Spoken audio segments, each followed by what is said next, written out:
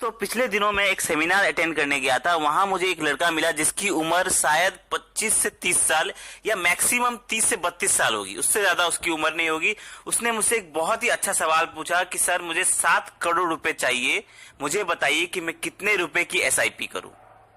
साथ ही उस कुछ फंड्स के नाम भी बताइए, कुछ फंड्स के नाम भी सजेस्ट करिए कि किस फंड में इन्वेस्ट करूं ताकि मुझे 7 करोड़ रुपए मुझे बन जाए।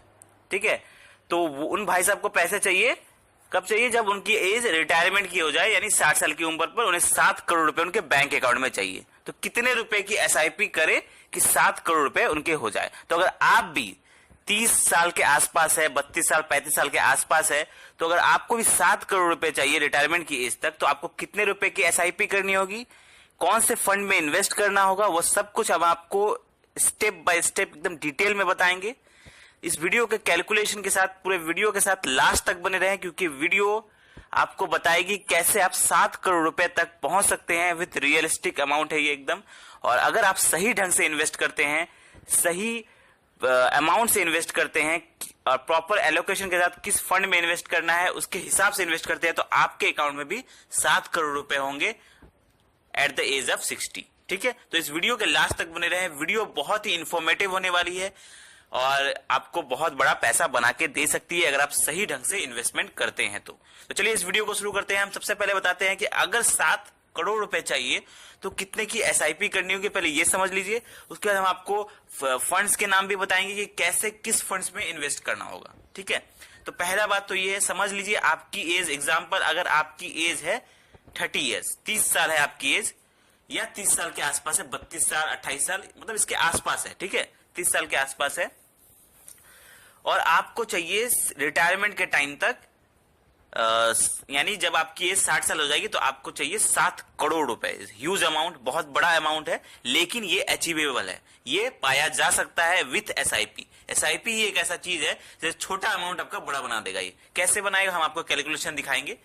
तो अगर आप ये 30 साल के एसआईपी करते हैं तो जब आपकी एज रिटायरमेंट की हो जाएगी तो आपके पास 7 करोड़ रुपए होंगे आपके बैंक अकाउंट में।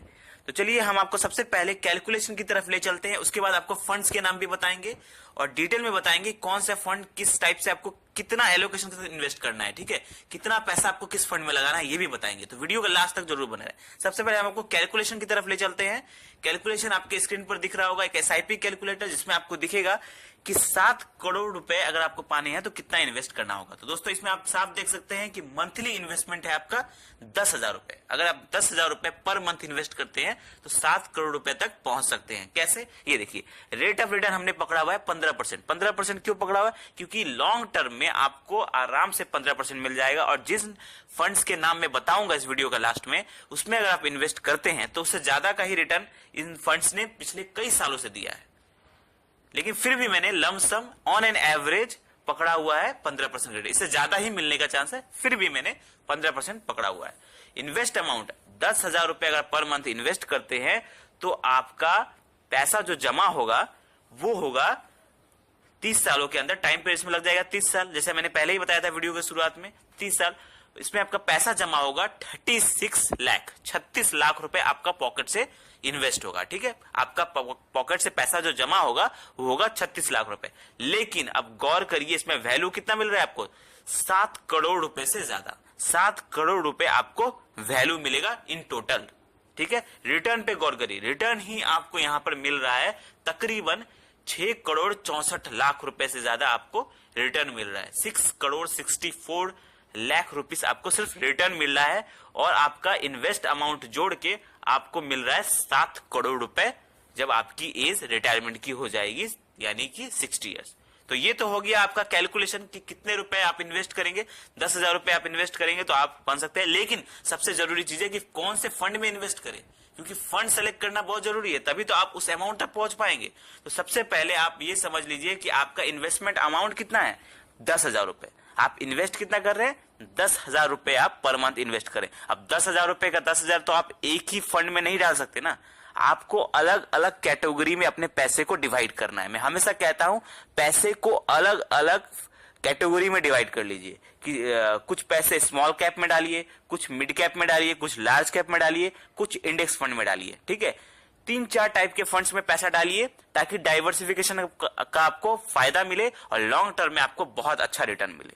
ठीक है, तो चलिए हम आपको बताते हैं कि 10,000 रुपए आपको कहां कहां डालने हैं। तो सबसे पहले आपके पास है 10,000 रुपए SIP करने को, तभी आप पहुंच पाएंगे 7 करोड़ तक।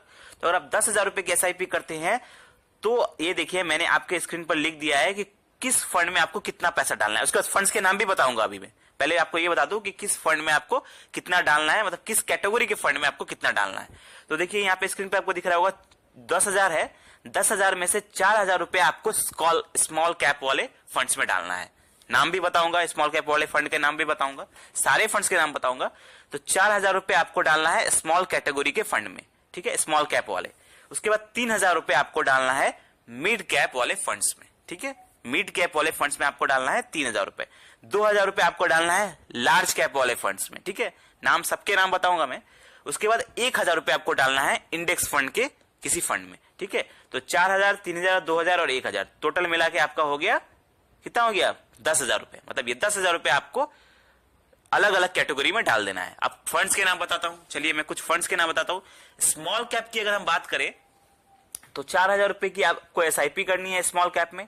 तो आप क्या कर लीजिए, स्मॉल कैप के कुछ नाम मैं बता देता हूं, जैसे निपॉन इंडिया स्मॉल कैप एक अच्छा स्मॉल कैप है, HDFC का स्मॉल कैप है fund, Tata small cap fund है, कैनाडा रोबोको स्मॉल कैप फंड है। तो इन चारों फंड्स में से किसी भी 2 फंड में आप इन्वेस्ट कर दीजिए, 2,000 रुपए करके इन्वेस्ट कर दीजिए। स्मॉल कैप का कैटेगरी में हो गया इन्वेस्ट, ठीक है।